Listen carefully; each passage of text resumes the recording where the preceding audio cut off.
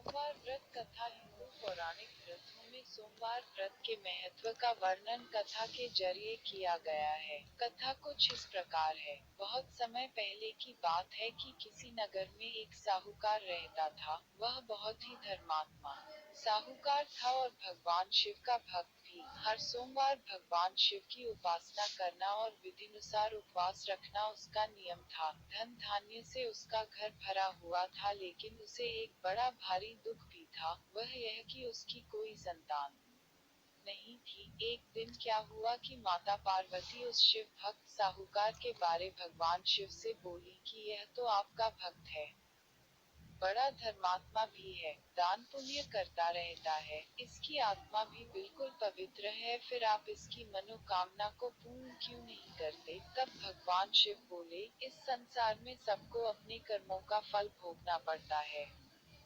इसके दुख का कारण इसके पूर्व जन्म में किए गए कुछ पाप हैं। तब माँ पार्वती बोली, मुझसे अपने इस भक्त की पीड़ा नहीं देखी जाती, आप इसे पुत्र प्राप्ति का वरदान दे। अब माँ पार्वती की जिद के आगे भगवान मजबूर हो गए और साहूकार को पुत्र रत्न की प्राप्ति का वरदान दे दिया, लेकिन साथ ही कहा कि यह बालक केवल 12 वर्ष तक ही जीवित रहेगा। अब संयोगवश साहूकार भी ये सब बातें सुन रहा था। उसे न तो भगवान शिव के वरदान पर खुशी हुई और न ही दुख। समय आने पर उसकी संतान हुई, लेकिन साहूकार को तो पता था इसकी सांसें कितनी लंबी है। फिर भी साहूकार ने धर्म कर्म के कार्यों को जारी रखा और थोड़ा बड़ा होने पर लड़के के मामा को बुलाकर उसके साथ काशी शिक्षा पाने के लिए भेज दिया। साहूकार ने उन्हें बहुत सारा धन भी दिया और कहा कि रास्ते में यज्ञ हवन करते हुए जाना और ब्राह्मणों को दान दक्षिणा भी देना। साहूकार के कहे अनुसार वे रास्ते में सच्चे मन से यज्ञ हवन करते हुए जा रहे थे कि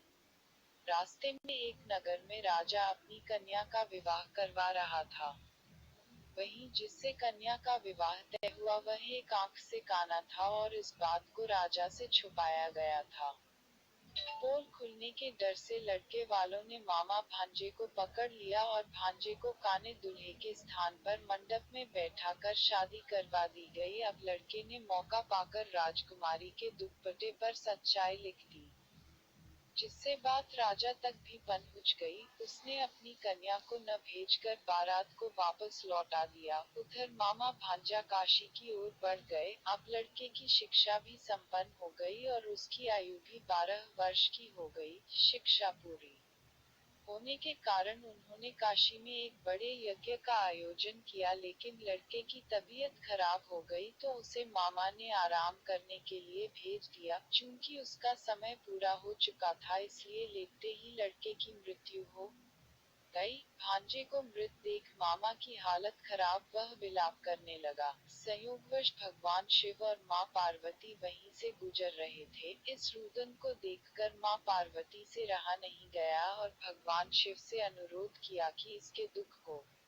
दूर करें। जब दुख का कारण भगवान शिव ने देखा तो कहा कि यह तो उसी साहूकार का लड़का है जिसे मैंने ही 12 वर्ष की आयु का वरदान दिया था। अब तो इसका समय पूरा हो गया है। तब माँ पार्वती जिद पर अड़ गई कि इसके माता पिता को जब यह खबर प्राप्त होगी तो वे बिल्कुल भी सहन नहीं कर पाएंगे।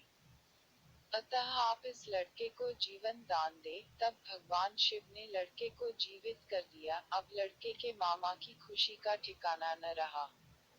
शिक्षा पूर्ण हो चुकी थी, इसलिए वे अपने नगर लौटने लगे तो रास्ते में जिस नगर में उसका विवाह हुआ था वह राजा यज्ञ करवा रहा था। वे भी उसमें शामिल। राजा ने लड़के को पहचान लिया और अपनी पुत्री को उसके साथ भेज दिया। उधर साहूकार और उसकी पत्नी अन्न जल छोड़ चुके थे और संकल्प कर चुके थे कि यदि उन्हें पुत्र की मृत्यु का समाचार मिला तो वे जीवित नहीं रहेंगे। उसी रात अपने साहूकार को भगवान शिव ने दर्शन दिए और कहा कि हे भक्त, तुम्हारी श्रद्धा व भक्ति को देखकर सोमवार का व्रत रखने व कथा करने से मैं प्रसन्न हूँ और तुम्हारे पुत्र को दीर्घायु का वरदान देता हूँ। अगले ही दिन पुत्र को देखकर खुशी के मारे उनकी आंखें झलक आई और साहूकार ने भगवान शिव व माता पार्वती को नमन किया। कुल मिलाकर कथा से सबक मिलता है कि व्यक्ति को कभी भी धर्म के मार्ग से नहीं हटना चाहिए,